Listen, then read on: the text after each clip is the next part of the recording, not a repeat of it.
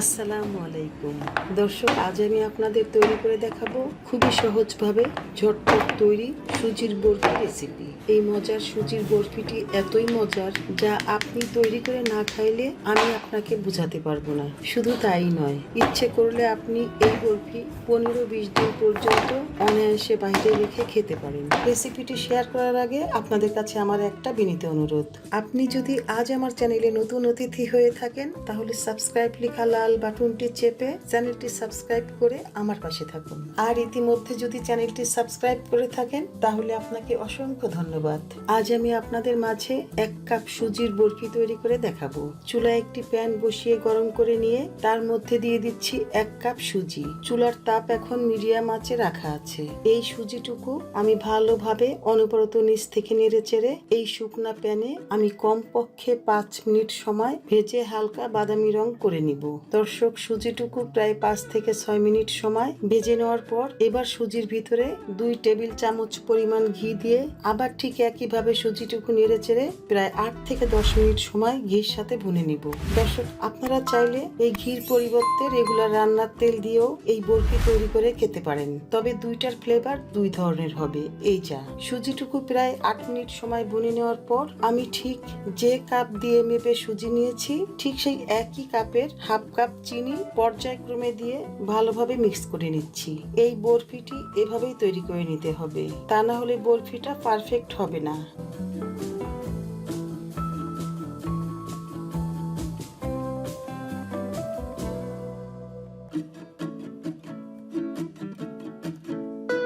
চিনিটুকু সুজির সঙ্গে খুব ভালোভাবে মিক্স করে নেওয়া হয়ে গেল।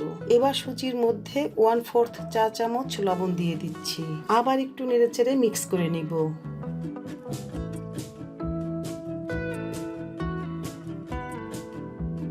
এই পর্যায়ে আমি 2টি এলাচ গুঁড়া দিয়ে আবার একটু মিক্স করে নিব। আপনি চাইলে এই এলাচের গুঁড়া বাদ দিয়ে গোলাপ জল বা কেওড়া জল দিতে পারেন। আবার এর কোনোটা না দিলেও এর স্বাদের কোনো হেরফের হবে না।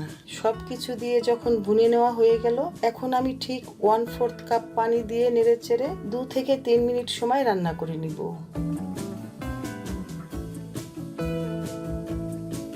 2-3 মিনিট পর সুজির মধ্যে আমি দিয়ে দিচ্ছি 2 টেবিল চামচ গুঁড়া দুধ। এখন আবার দুধটুকু সুজির সাথে নেড়ে চেড়ে সুজির ঘনত্বটা একটু শক্ত করে নিব।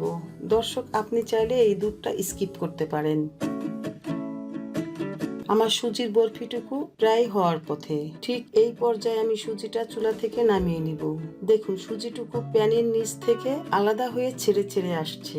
এখন আমি আমার পছন্দ মতো একটা পাত্রে অল্প একটু ঘি মেখে নিয়ে সুজিটুকু ঢেলে নিব। পাত্রের ভিতরে একটু ঘি দেওয়ার কারণ হলো যাতে বরফিটা জমাট বাঁধার পর অনায়াসে উঠে আসে।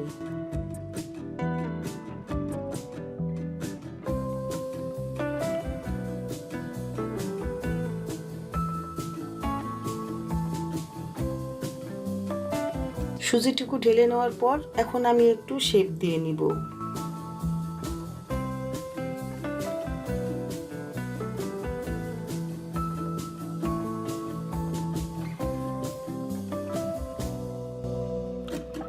এখন সুজির উপরে আমি কিছু বাদাম কুচি ও শুকনো টুটি ফ্রুটি দিয়ে ডেকোরেশন করে নিচ্ছি। দর্শক, এটা সম্পূর্ণ অপশনাল, আপনি ইচ্ছে করলে এই ডেকোরেশন নাও করতে পারেন।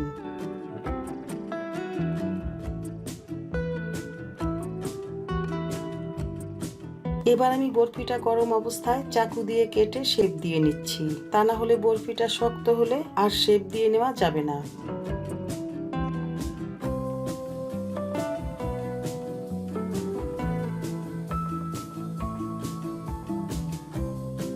এখন আমি এই বরফির পাত্রটা ভালোভাবে জমাট বাঁধার পর 1 ঘন্টা পরে ফিরে আসব। ফিরে আসলাম 1 ঘন্টা পর। দর্শক, তৈরি হয়ে গেল আমার অসম্ভব মজার সুজির বরফি। দর্শক, আশা করি আমার এই রেসিপিটি আপনাদের সবার কাছে ভালো লেগেছে। আর যদি ভালো লেগে থাকে তাহলে প্লিজ ভিডিওতে একটি লাইক দেওয়ার অনুরোধ রইল। আর রেসিপিটি কেমন লাগলো সেটা আমার সাথে শেয়ার করার জন্য ভিডিওর কমেন্ট সেকশনে কমেন্ট করার অনুরোধ রইল। আর ভিডিওটি শেয়ার করার জন্য অনুরোধ রইল আপনার ফ্রেন্ডস অ্যান্ড ফ্যামিলির মাঝে। দর্শক, এত দীর্ঘ সময় আমার পাশে থাকার জন্য আপনাদের অনেক ধন্যবাদ। আপনাদের সুস্বাস্থ্য ও দীর্ঘায়ু কামনা করে আজকের মতো বিদায় নিচ্ছি। আল্লাহ হাফেজ।